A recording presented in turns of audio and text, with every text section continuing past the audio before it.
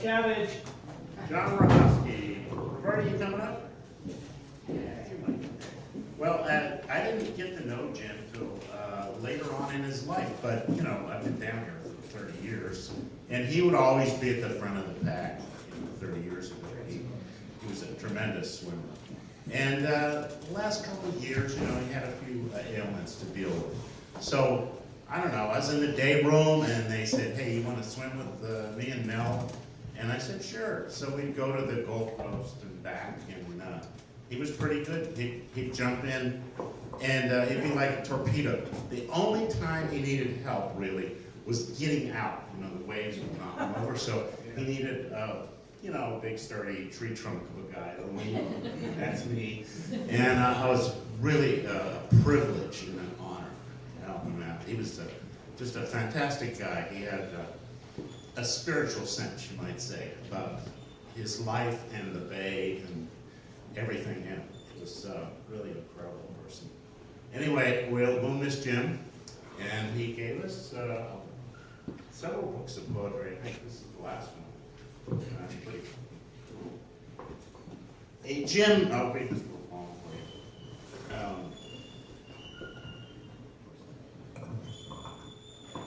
you. A Jim swim. The text would fly back and forth as we confirmed.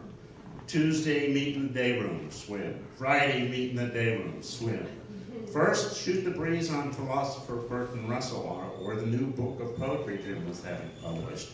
Once in the water, you'd hear the audibles ring through the misty morning air. John's rebel yell, "Yahoo!" And Roberta's injured seal, and Jim's dog bark, a sound being possible only in bay waters. That was a seal bar.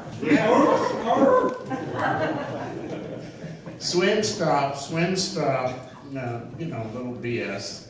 Jim's big green fins, the biggest but not big enough, so they had to cut the heels to fit his lengthy feet in.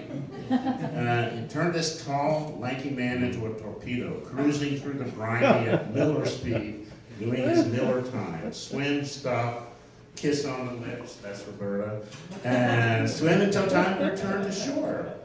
We were Jim's swim angels, his security blanket, his steady shoulder helping him out of the water, his yay, you go Jim support team. This poet, who was the Wet Poets Society, had a steamy love affair with the bay. He had great courage, despite the physical challenges that beset him later on in his life. One pile on top of another on top of another.